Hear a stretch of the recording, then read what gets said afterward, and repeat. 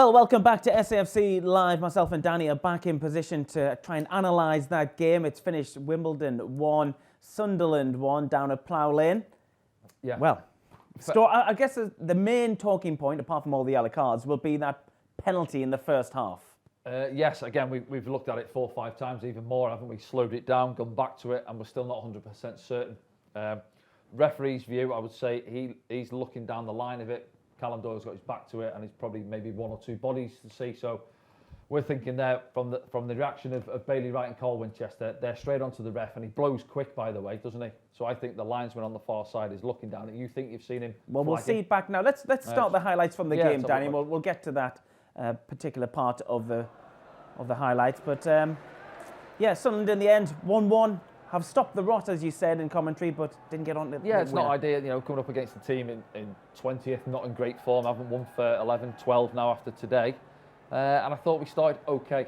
We're starting okay. We had some ball, bit of possession in there, half of the pitch, but we didn't create it. Here it is. Now see it back again. I can't see it, I've got to be honest. I mean, well, you can look behind the goal. There's one random fan in amongst the Sunderland fans. Keep your eye top left of your picture. He's in denim there. I'm sure he looks like he's appealing for a penalty. Is he? Tapping his arm. But no, it's a difficult one to see, and that it's not. I wouldn't say it's obvious looking at it. There's maybe, but then the Sunderland lads aren't arguing. It's a difficult one to see. We'll have to wait and see if anything comes out of the camp as to what's gone on. But there's not too many arguing it, other than Bailey Wright and Cole Winchester, who have a word with the referee. But he steps up, doesn't he, and tucks it away. It's McCormack, isn't it, who later got sent off, having 1 or 2 words with the Sunderland fans there on his way past. But yeah, and then after there, that next 10 minutes, we look nervy again. Ball's coming in, ball on top of Patterson there from the corner. He actually does well getting back up, gets the tips on it, and they could have gone 2-0 up there. And then you're thinking, oh no, here we go again. But the lads did come back into it well. We'll see in a minute the free kick from Alex Pritchard. And here it is. He steps up. He wins the free kick again. Little nutmegs, wasn't it, around the edge of the box on Radoni, who fouled him. And then he steps up, and it's that same side. Whether the goalkeeper's seen the one in the week, perhaps if I'm not a goalkeeper, but I'd be making sure my wall, overcompensating, if anything, covering that side. But even then, he's up and over the top of it. To be fair to Alex Pritchard, great strike, up and over. Keeper scrambling across, can't get there. And it's another free kick which has got us the goal, as it was in midweek. And then this one from Lee Brown, we're saying, is he putting that down to have a pop? And fair play to him, he catches it really well. And Patterson's across and tips it behind for the corner. Into the second half, ball in from Sirkin. I think it was Dan Neil, wasn't it, trying to get across the near post. Can't quite get on the end of it. And then this is the big chance in the second half. Great ball from Pritchard there. Ross, touch kills him. I think informed Ross there, when he's confident, he just takes a nice soft touch with his left foot, taking it away from the defender, and then he's getting a strike away. But because he has that touch going back in towards goal, it allows the defender, I think it was Osu, wasn't it, comes back and gets the tackling. This one is similar with Patrick Roberts. I think they keep driving on the same path. I know he's all left foot and he wants to come there, but once he does that, again, it's Osu who comes back and nicks the ball off him. Wimbledon, second half, Patterson had that one. I think this is the one, is it? Yeah, it's a strike from distance, but it's comfortable. It bounces in front of him. And again, they haven't had a lot of opportunities in the second half. Half chances throughout Asal, their number 10, was probably their brightest hope. He was, yeah. He had to go on both flanks, didn't he? He was running in behind. He's bright and he's busy around the box, but he looked frustrated as well throughout the 90 minutes. And this one here, Matete unlucky. Ball fizzed across for Matete, but he's on the stretch, I think, and he can't keep it down. Corner here, Bailey Wright, isn't it? Near post corner. Ball in from Pritchard there. Again, he's a couple of yards past the post, trying to direct it back on target. Difficult one. On this one, we worked quite well, didn't we, across the pitch, into Dan Neil, reverses it to Pritchard, looking for a contact there, doesn't get it. It's going past that far post. And you see from the highlights, nothing really clear cut. Jermaine Defoe comes on, he had a good bit of game time, but we didn't get any opportunities in the box for him, create anything for him. He was doing his work, working back, helping out defensively. So from Alex Neil's point of view, there'll be some positives in there, not too many in terms of individual performances as well. It was a scrappy game. It's hard to analyse it as, neither team controlled the game at all really for long periods in it. But yeah, listen, we said it there. We've stopped the rot. We've ended them run of defeats. albeit it's a draw, which isn't ideal. We'll see the results in a minute. But he's got a full week now to work with the team, to assess the lads, to look at the other lads as well who haven't played today maybe. And it's up to these boys now to, throughout training, perhaps Monday's a recovery day for the lads who've played, but Tuesday, Thursday, opportunity for them boys to try and impress Alex Neil and trying to stake a claim for a shirt next weekend against MK Dons. Okay, let's have a look around at the other scores from in and around EFL League One and see what it does to the table. Accrington Stanley 4, Crewe Alexandra 1, Burton Albion 2, Cambridge United 2, Cheltenham Town 2, Fleetwood 0, Lincoln City 1, Wycombe Wanderers 1, MK Dons 0, Ipswich Town 0, Morecambe 1, Gillingham 1, Oxford United 2, Bolton Wanderers 3, Bolton's form continues, Plymouth Argyle 1, Shrewsbury Town 0, Portsmouth 4, Doncaster Rovers 0, and Wigan winning again 2-1 at home to Charlton Athletic. Yeah. Let's see what that does to the table, Danny, because that last result I read out will have an impact on Sunderland. I'm just going to say they keep grinding results out, don't they, Wigan? And you're looking at the table there all of a sudden. And Sunderland's still fourth. Yeah, we're still fourth, 4 points behind Wigan now, and they've still got those 4 games in hand, haven't they? Goal difference as well is strong. From our point of view, you're just keeping an eye, look at the pack in behind us now. You look at Sheffield Wednesday in 8th on 52 points. 3 behind us with 2 games in hand. You've got teams behind us with games in hand as well. Plymouth won again today. So yeah, it's getting really tight in behind us, isn't it? Down to Ipswich, there's a 4-point gap there to Sheffield Wednesday. But we were saying today, are automatics getting away from us? Well, you're still hoping, aren't you? But you're fancying certainly Rotherham. Look at the gap they've got there, and Wigan as well with the games in hand. And they're grinding results out. They've had a bit of a dip. They had 2 draws and a defeat in the week, but they're back to winning ways today. So yeah, we've just got to get back to training. Just got to keep grinding away and make sure we certainly nail down a playoff place. Yeah. Remember, if you want to listen to Alex Neil's comments, and imagine as well someone from the first team, stay tuned to SAFC's social media pages and of course safc.com following our programme. Let's have a look at your thoughts now as we look through them, and hashtag Ask Danny. The first one this afternoon comes from Peter, who says, we seem to have lost our way, playing with no confidence, not playing through the lines and not creating any chances. How do you think that has happened? Yeah, he's right, isn't he? Loss of form. That comes about obviously from not winning games of football, and we've said it throughout the season when we're at it and when we're on our peak, and individually the lads are on top of their game. We're arguably up there in terms of the best to watch in the league. But when we're not, when we can't string these passes together, when we're struggling for form, this is what's happened, and that's what's been the case over the last few weeks. And I know fans will say about a plan B, but we've created a team and we've put a team together which play a certain way and a certain brand of football, and that's obviously not been quite there in recent weeks. Alex Neil comes in now. He's obviously trying to lift the lads. They'll be working through. He'll look at the squad and see what type of squad have we got now. I think his preferred formation is a 4-2-3-1. 4-3-3 today it looked like to me. So he'll assess the lads. He'll look at what he thinks will fit into the way he wants to fit. I think first and foremost, what's his preferred formation? Have we got the bodies and the personnel to fit into that system? So he'll weigh that up. And then it's how can he get a tune out of them again? Keeping the confidence up. They'll try and make training enjoyable as well. Certain drills, what you do out on the training pitch to keep the lads' spirits up. They'll be getting back on the bus today, deflated again. Yes, we've stopped the losing run, but they're going to be deflated knowing that Wigan have won. Results in and around us, other teams have picked up points as well. So the morale is low at this moment in time around the camp. So it's not just up to the staff to pick the boys up. The lads have got to do it themselves. And it's the old cliche, how do you stop that? And how do you do that? Peter's asking the question. By winning games of football. And when they do that, the confidence comes back in, and then you see the lads going from a 4-5 out of 10 to an 8-9 out of 10. Getting back into it. Dan Neil picking the ball up, zipping it through the lines. Pritchard, these types of players on top of the game. Unfortunately, at this moment in time, we've picked up 1 point in the last 4 games, so the confidence is low. But hopefully they can get back to winning ways and playing, as Peter's mentioned there, playing with some confidence. Okay, thanks, Peter, for your hashtag. Let's move on to the next one then, please.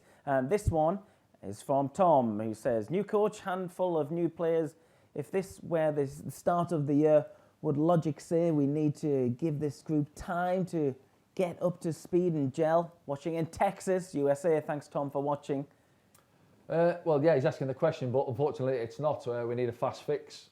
With 14 games left to go now.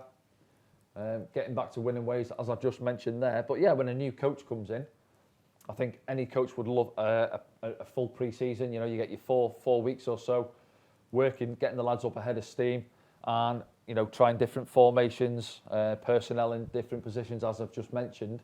But he hasn't got that time. Alex Neely's coming. He knows the squad he's got to work with. It's a good squad. I think it's a good. Yes, we could have still added more to the squad, I feel, and I'm sure the recruitment staff were looking to do so, but we didn't manage to do that. But he knows what he's got now between now and the end of the season, what he's got to work with. 1 or 2 still to come back out the treatment room. You know, Aidan McGeady, I think Luke O'Nien, 3-4 weeks off as well.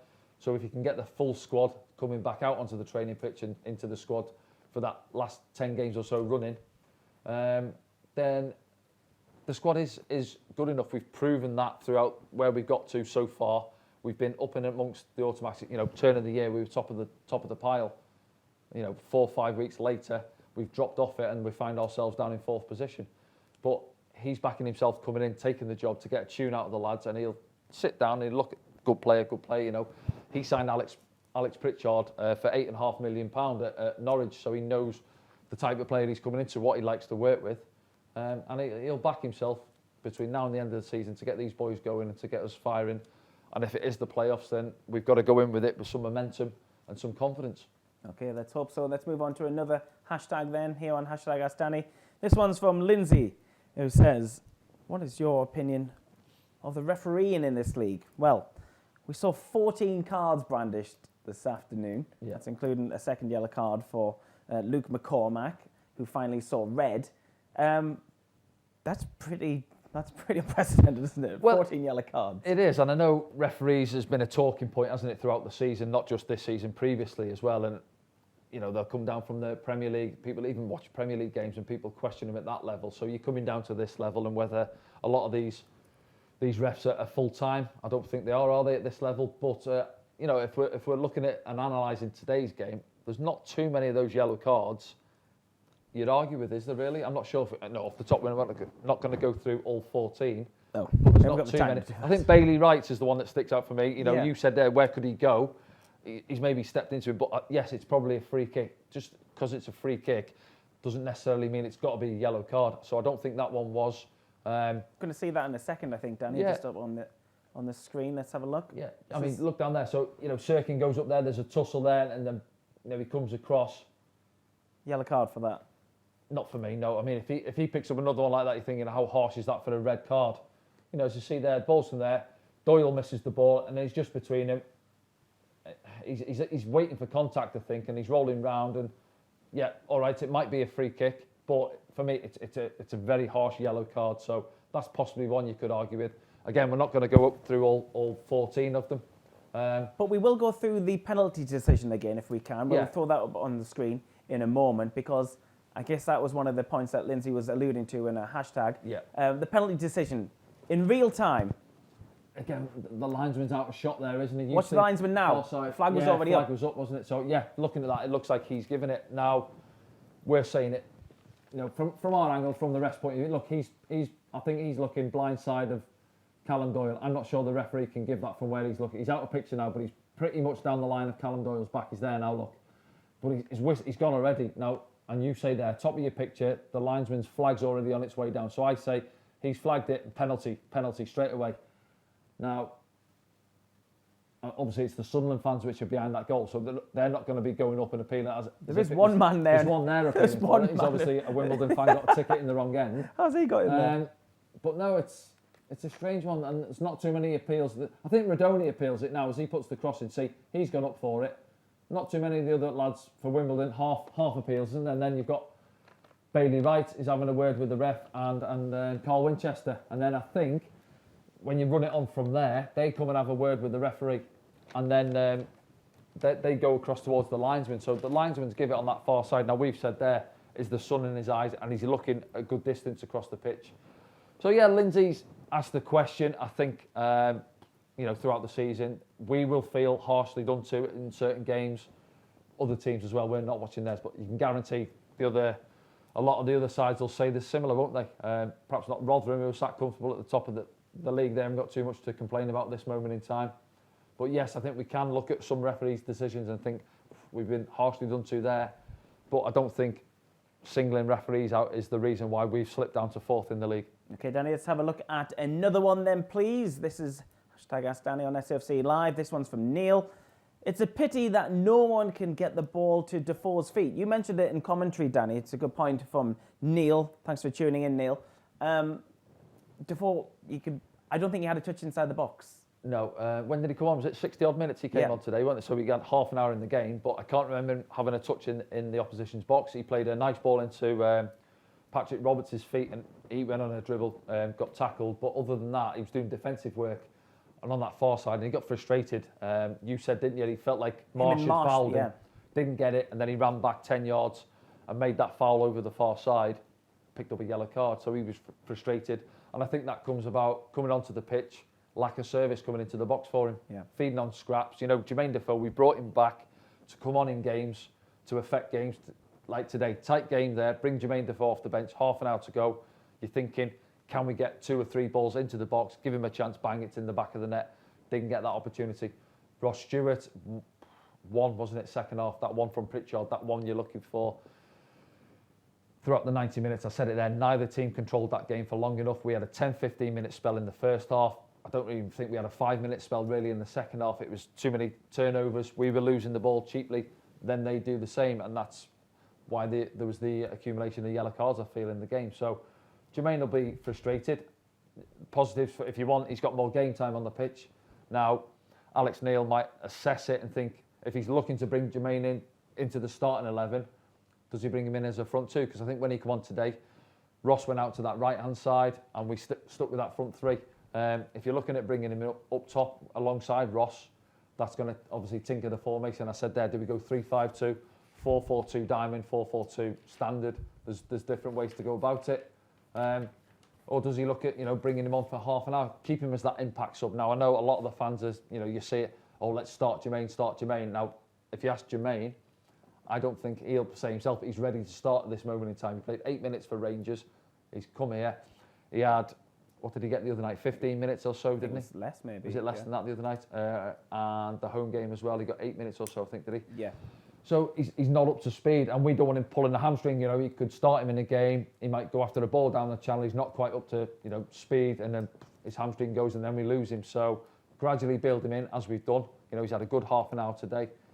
Next Saturday, we'll have to wait and see. A full week's training under his belt, he might get more game time, and he might think he's fit to start. Thanks, Danny. Let's move on to the last one now here on #AskDanny. This one is from Steve. He says, 14 games to go. Do we have a realistic chance of making the playoffs? And if so, how do you think we'd get on? But I think, Steve, we've got a realistic chance of the playoffs. Well, I thought Steve was going to say a realistic chance of making automatics. Well, that's in the balance as it stands. But yeah, certainly we're still in there. We're sat in 4th. We're in the playoffs as it stands. So I can see what he's saying, because we just looked at the table there and it's getting tighter just below us. That pack of teams, 2-3 points between 4 or 5 teams. So all of a sudden we've gone from looking at there saying, can we get back there? Wigan have won again today, so the gap's opened up again, and they've got the games in hand. But all of a sudden, we're having a little sneaky look over our shoulder at the teams who are closing in on us from behind. So we've got to get back to some sort of form. Winning games of football. I said it today. We took a dirty 1-0 win today. Couldn't quite manage that, and we've not managed to win the game. It's going to be tough next Saturday. MK Dons 3rd, aren't they? Sat in 3rd. Play some good football, so they'll come up here. Today was a scrappy game. I'd expect it next week. I think we're having the pitch sorted out between now and then. So you'd expect a nice surface. Both teams will want to try and get it down and play some football. But yeah, there's still 14 games to go. If we get back to winning ways, you can certainly string 8 to 10 wins together. When we're at it, we know we're more than capable. But at this moment in time, we'll take any sort of win. So I'm still hopeful. You asked me a few weeks ago, can we make automatics? I said yes. But I didn't see us picking up 1 point from a possible 12. So, yeah, that's been the disappointing run of games, but hopefully we can flip it as quickly as we've gone from playing good football to coming off it. Hopefully we can go the other way and get back to playing some decent stuff and winning games of football. Okay, Danny, thanks for your help this afternoon and your thoughts as ever. Sunderland are back in action, as Danny mentioned, against MK Dons. That's Saturday, the 19th of February at the Stadium Light where we're broadcasting from this afternoon. 3 p.m. kickoff means we'll be on air from 2:30 down in the gantry, and I've been promised a guest as well in the pre-game programme, so make sure you're tuned in for that one. Okay, Alex Neil finishes his first game in charge of Sunderland's first team with a draw. The main news is Sunderland have stopped that run of defeats. We'll see you next time.